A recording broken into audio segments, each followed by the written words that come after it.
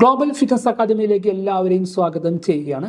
ഇന്നത്തെ വീഡിയോയിൽ നമ്മൾ ചർച്ച ചെയ്യാൻ പോകുന്ന പ്രധാന വിഷയം എങ്ങനെ യങ്ങായിട്ട് എങ്ങനെ ഒരു സന്തുർ മമ്മിയായി ജീവിക്കാം, അതിനുള്ള ടിപ്സാണ്. ഇതിൽ വളരെ പ്രധാനപ്പെട്ട ടിപ്പ് പറയുന്നത് 13ാമത്തെ ടിപ്പാണ്. അത് കേൾക്കാൻ ആരും മറന്നു പോകരുത്. അപ്പോൾ നോക്കാം, നമുക്ക് ഓരോ പോയിന്റിൽ ചർച്ച ചെയ്യാം. നമ്മുടെ വിഷയം എന്നും യങ്ങായി എങ്ങനെ ജീവിക്കാം, ഒരു 10-15 വയസ്സ് കുറഞ്ഞ രീതിയിൽ എങ്ങനെ നമ്മൾ അപ്പിയർ ചെയ്യാം എന്നാണ് വിഷയം. നോക്കാം. അതിന് വളരെ പ്രധാനമായി ചെയ്യേണ്ടത് എക്സസൈസ് തന്നെയാണ്. അതിൽ യാതൊരു സംശയവുമില്ല. ഒരു ദിവസം അരമണിക്കൂറെങ്കിലും നല്ല രീതിയിൽ എക്സസൈസ് ചെയ്യാം. എക്സസൈസ് ചെയ്ത് ഒരു 3-4-5 മാസം കഴിയുമ്പോൾ ടോട്ടലി ചേഞ്ച് വരും. നമുക്കൊരു ടോട്ടലി ഒരു എനർജി ഫീൽ ചെയ്യും, ബോഡിക്ക് ഒരു പവർ ഫീൽ ചെയ്യും. മാത്രമല്ല നമുക്ക് നടക്കാനും ഓടാനും ഒക്കെ ഒരു എനർജി ഫീൽ ചെയ്യാം.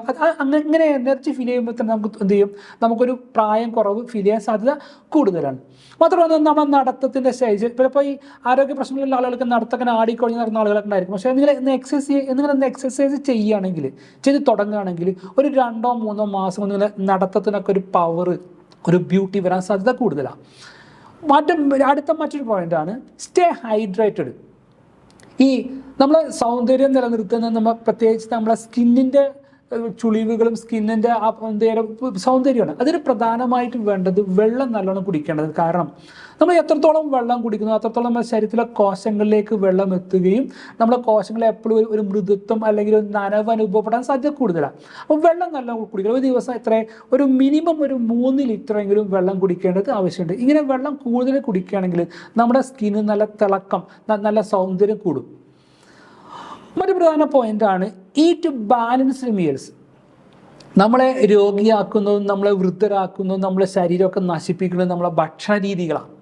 ഈ ഭക്ഷണ രീതി ശ്രദ്ധിക്കേണ്ടത് ഒരു ബാലൻസ് ആയിട്ട് ഭക്ഷണം കഴിക്കുക, ഒരു പാകത്തിന് കഴിക്കുക, ശരീരത്തിന് വലിയ ഡാമേജ് വരുത്താത്ത തരത്തിലുള്ള ഭക്ഷണം കഴിക്കുക, കഴിയുന്നതും വെജിറ്റബിൾസ് കഴിക്കുക, പ്രോട്ടീൻസ് അടങ്ങിയ ഭക്ഷണം കഴിക്കുക, പിന്നെ ഫ്രൂട്ട്സ് പഴങ്ങളൊക്കെ കഴിക്കാം. ഇത്രേ ഉള്ളൂ. ഈ അരിയും പഞ്ചസാരയും ഒരു പാകത്തിന് കഴിക്കുന്ന രീതിയിലേക്ക് ആകുക. ബാക്കിയുള്ള ഭക്ഷണമൊക്കെ ഒന്ന് കൺട്രോൾ ചെയ്ത് കഴിച്ചാൽ ഇത്രേ ഉള്ളൂ. ഒരു ഭക്ഷണം ഒരു പാകത്തിന് കഴിക്കുകയാണെങ്കിൽ നമ്മൾ എന്ത് ചെയ്യുക, സൗന്ദര്യം നല്ല രീതിയിൽ നിലനിൽക്കും. നമ്മൾ ഭക്ഷണം ഓവറായിട്ട് കഴിക്കുക, പല സമയങ്ങളിൽ കഴിക്കുകയാണെങ്കിൽ നമ്മുടെ ശരീര സൗന്ദര്യം നശിക്കാനും സാധ്യത കൂടുതലാണ്. പിന്നെ വളരെ പ്രധാനപ്പെട്ട മറ്റൊരു പോയിന്റാണ് മെയിൻറ്റെയിൻ ഹെൽത്തി വെയിറ്റ്. നമ്മുടെ ശരീരഭാരം ഒന്ന് മെയിൻറ്റെയിൻ ചെയ്യണം. അതെങ്ങനെ മെയിൻറ്റെയിൻ ചെയ്യുക? നിങ്ങൾക്ക് നിങ്ങളെ ശരീരഭാരം കൃത്യമായിട്ട് അറിയോ? ഒന്ന് താഴ്ന്ന് കമൻറ്റ് ചെയ്യുക, യെസ് ഓർ നോ കമൻറ്റ് ചെയ്യൂ. ഞാൻ ചോദിക്കട്ടെ, നിങ്ങളുടെ വീടുകളിൽ ഒരു വെയിങ് മെഷീൻ വേണം. ഈ വെയിങ് മെഷീൻ എന്ത് ചെയ്യണം, വീട്ടിലെ എല്ലാവരും ഉപയോഗിക്കാൻ പറ്റുന്ന സ്ഥലത്ത് അത് വെക്കണം. മാത്രമല്ല മാസത്തിൽ 2 തവണയെങ്കിലും നിങ്ങളെ വെയിറ്റ് നോക്കണം. നോക്കിയാൽ മാത്രം പോരാ, ഒരു പുസ്തകത്തിൽ എഴുതി വെക്കണം. കാരണം പുസ്തകത്തിൽ എഴുതി വെച്ചാൽ നമുക്ക് കൺഫ്യൂഷൻ വരും. അപ്പോൾ ഒരു പുസ്തകത്തിൽ എഴുതി വെച്ചാൽ ഓരോ മാസം ഈ 2 തവണ നമ്മൾ വെയിറ്റ് പരിശോധിക്കുകയാണെങ്കിൽ നമുക്ക് എന്ത് ചെയ്യുക, അടുത്തടുത്ത വരുന്ന മാസങ്ങൾ നമ്മുടെ ശരീരത്തിൽ വെയിറ്റ് കൂടുന്നുണ്ടോ കുറയുന്നുണ്ടോ എന്ന് നമുക്ക് അറിയാൻ പറ്റും. മിക്ക ആളുകളും എന്ത് ചെയ്യുന്നത് ശ്രദ്ധിക്കുന്നില്ല. ഭക്ഷണം അങ്ങനെ കഴിക്കും, അറിയാതെ 5-10 കിലോനൊക്കെ അങ്ങനെ കൂടി വരും. ഒരു ധാരണ ഇതിങ്ങനെയല്ല. നമ്മൾ വെയിറ്റ് കൂടുന്നതിന് കൃത്യമായിട്ട് ധാരണ വേണം. എന്ത് ചെയ്യുക, ഒരു മെയിൻറ്റെയിൻ ഹെൽത്തി വെയിറ്റ് കീപ്പ്. അതിന് വേണ്ട ഏറ്റവും ടെക്നിക്ക് എഴുതി വെക്കുക. വെച്ച് കഴിഞ്ഞാൽ പിന്നെ അടുത്ത് ചെയ്യുന്ന ടെക്നിക്ക് ഏതെങ്കിലും മാസം ഒരു 1-2 കിലോ കൂടിയ തോന്നുക. അങ്ങനെ തോന്നിക്കഴിഞ്ഞാൽ ഉടനെ എന്ത് ചെയ്യണം, അടുത്ത ദിനങ്ങളിൽ ഭക്ഷണം നിയന്ത്രിക്കണം, എക്സസൈസ് കൂട്ടുക. ഒരു കാരണവശാലും കുറഞ്ഞ വെയിറ്റ് കൂടാൻ അനുവദിക്കരുത്. ഇതൊരു വളരെ പ്രധാനപ്പെട്ട പോയിന്റാണ്. പിന്നെ സന്ദർഭമിയാകാൻ ശ്രദ്ധിക്കുന്ന പ്രധാന പോയിന്റാണ് സ്ലീപ്പ് വെൽ. നല്ലോണം ഉറങ്ങണം. ഒരു ദിവസം 7 മണിക്കൂറെങ്കിലും ഉറങ്ങണം. നല്ലോണം ഉറങ്ങിയാൽ മാത്രമേ നിങ്ങളുടെ സൗന്ദര്യം നിലനിൽക്കുള്ളൂ. പല ആളുകളും തിരക്കിട്ട ജോലിയായിരിക്കാം, അല്ലെങ്കിൽ രാത്രി പകലൊക്കെ പലരും മൊബൈലും കളിച്ചിടും, ഉറക്കം സ്കിപ്പ് ചെയ്യുന്ന ആളുകളുണ്ട്. ഈ ഉറക്കം സ്കിപ്പ് ചെയ്ത് കഴിഞ്ഞാൽ നിങ്ങളുടെ സൗന്ദര്യത്തെ അത് നല്ലോണം ബാധിക്കും. അപ്പോൾ ഒറ്റ സ്ട്രെച്ചിൽ എന്ത് ചെയ്യുക, നല്ല രീതിയിൽ രാത്രിയിൽ ഉറങ്ങുക. ഒരു കാരണവശാലും പകൽ ഉറങ്ങാൻ പാടില്ല.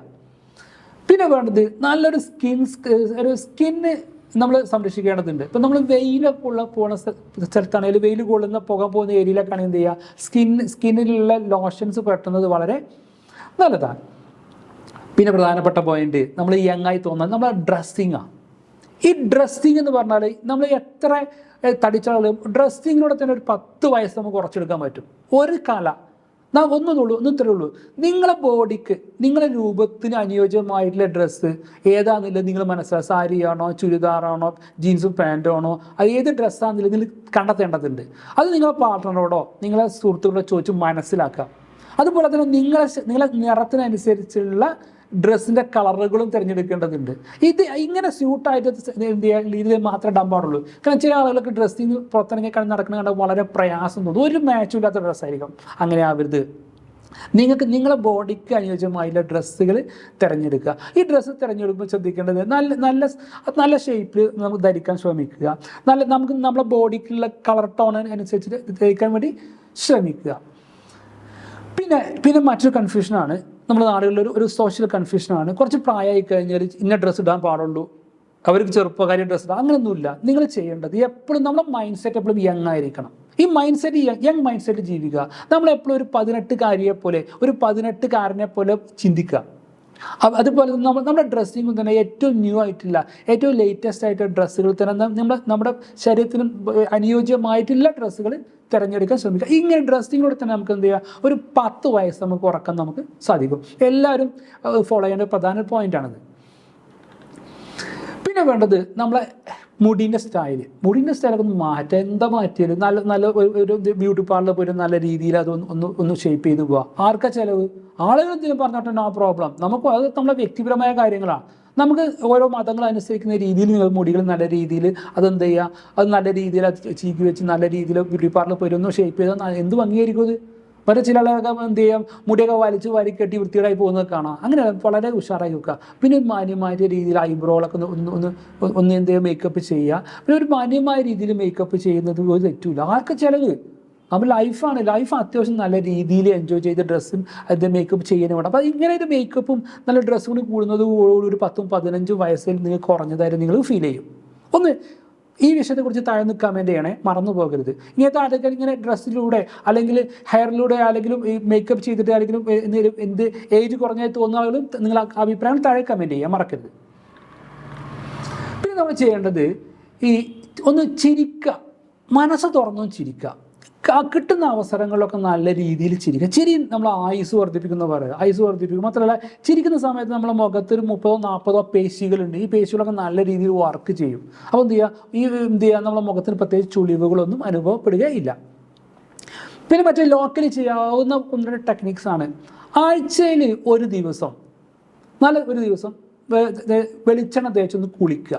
അതായത് ആഴ്ചയിൽ ഒരു ദിവസം, നമ്മൾ പഴമക്കാർ ചെയ്തു വരുന്ന രീതിയിൽ ആഴ്ചയിൽ ഒരു ദിവസം നല്ല രീതിയിൽ വെളിച്ചെണ്ണ തേക്കുക. ശരീരത്തിന് എല്ലാ ഭാഗത്തും വെളിച്ചെണ്ണ തേച്ചിട്ട് നല്ലൊന്ന് മസാജ് ചെയ്യുക.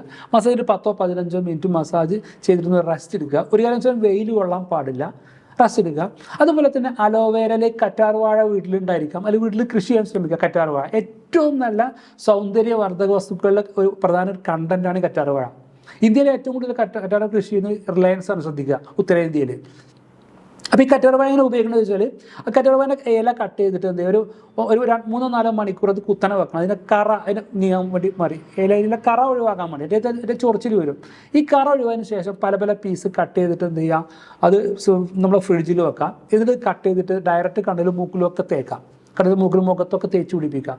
കറ്റാർവാഴ ഒരു സൈഡ് എഫക്റ്റും ഇല്ലാതെ ഈ കഴിക്കാൻ ഉപയോഗിക്കുന്ന വസ്തുവാണ്. ഈ മുഖത്തൊക്കെ ഒരു 30-35 വയസ്സ് കഴിഞ്ഞാൽ മുഖത്ത് സൈഡ് ഭാഗത്ത് ചെറിയ കറുത്ത പാടുകൾ വരെ സ്വാഭാവികമാണ്. അത്തരം പാടുകളും അതുപോലെ കണ്ണിന് താഴെയുള്ള ഈ കറുത്ത നിറത്തിലുള്ള പാടുകളൊക്കെ പോകാൻ സാധ്യത കൂടുതലാണ്. അങ്ങനെ ആ രീതിയിൽ നിങ്ങൾക്ക് പ്രാക്ടീസ് ചെയ്യാവുന്നതാണ്. പിന്നെ ചെയ്യേണ്ടത്, നമ്മുടെ നാട്ടിലെ പഴയകാല തലമുറ ഉപയോഗിച്ച ഈ ചമ്പരത്തിൻ്റെ താളി ഉപയോഗിക്കുക. അതുപോലെ കുറുന്തോട്ടിൻ്റെ താളിയൊക്കെ ഉപയോഗിച്ചിട്ട് ആഴ്ചയിലൊരു ദിവസം മുടിയൊക്കെ നല്ല രീതിയിൽ കഴുകി വൃത്തിയാക്കി ഉപയോഗിക്കുന്നത് തലക്ക് തണുപ്പിനും മുടിയുടെ വളർച്ചയ്ക്കും മുടിയുടെ സൗന്ദര്യം കൂടാനും സാധ്യത കൂടുതലാണ്. ഈ നമ്മൾ നേരത്തെ പറഞ്ഞു ഇവരുടെ ഈ ഹെയർ സ്റ്റൈലിനെ കുറിച്ച് പറഞ്ഞു. ഹെയർ സ്റ്റൈലിനെ പോലെ തന്നെ നമ്മുടെ എന്താ പറയുക, കൈമൊക്കെ പല വളകളും അതുപോലെ തന്നെ മുടിയിൽ വെക്കുന്ന ചില ക്ലിപ്പുകളും നല്ല നമ്മുടെ ബോഡിക്ക് അനുസരിച്ച് ഷേപ്പ് നല്ല ഹീലുള്ള അത്യാവശ്യം ചെരുപ്പൊക്കെ ഇടുന്നതൊക്കെ നല്ല നിങ്ങളെ സൗന്ദര്യം കൂടാനും നിങ്ങളെ ഒരു 10-15 വയസ്സ് കുറയാനും ഒരു സന്തൂർ മമ്മിയാകാനും സാധ്യത കൂടുതലുള്ള കാര്യങ്ങളാണ്. പിന്നെ വേണ്ടത്, ശ്രദ്ധിച്ചോ, ഒരു ദിവസം ഒരു 10 മിനിറ്റെങ്കിലും നിങ്ങളെ ബോഡിനെ ഒന്ന് ശ്രദ്ധിക്കണം, ശരീരത്തെ. മീൻസ് നമ്മൾ ജീവിക്കുകയാണ്, തിരക്കാണ്, എല്ലാവരും തിരക്കാണ്. മക്കളെ കുറിച്ച് കാര്യങ്ങൾ, ഹസ്ബൻഡിനെ കുറിച്ച് കാര്യങ്ങൾ, ബിസിനസ് കാര്യങ്ങൾ, സാമ്പത്തിക പ്രശ്നങ്ങൾ, പല പ്രശ്നം തിരക്കിൽ അങ്ങനെ പോവാം. പക്ഷെ നമ്മളെ ശരീരം നോക്കാൻ മറന്നു പോകും.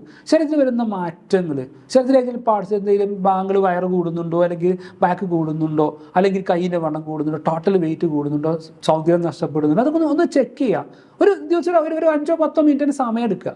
അത് ഏറ്റവും നല്ലതാണ്. കാരണം നമ്മൾ അറിയേണ്ടതുണ്ട് കാരണം എന്തായാലും നമ്മൾ ഓരോ സ്റ്റേജ് ഇങ്ങനെ ഒരു ചെറുപ്പക്കാരി, പിന്നെ എന്ത് ചെയ്യുക, ഒരു മിഡിൽ ഏജ് ആവും, പിന്നെ വൃദ്ധയിലേക്ക് നമ്മൾ എല്ലാവരും മാറും. എന്നിരുന്നാലും നമ്മൾ എന്ത് ചെയ്യുക, മാറ്റങ്ങൾ തിരിച്ചറിഞ്ഞ ഏറ്റവും നല്ലതാണ്.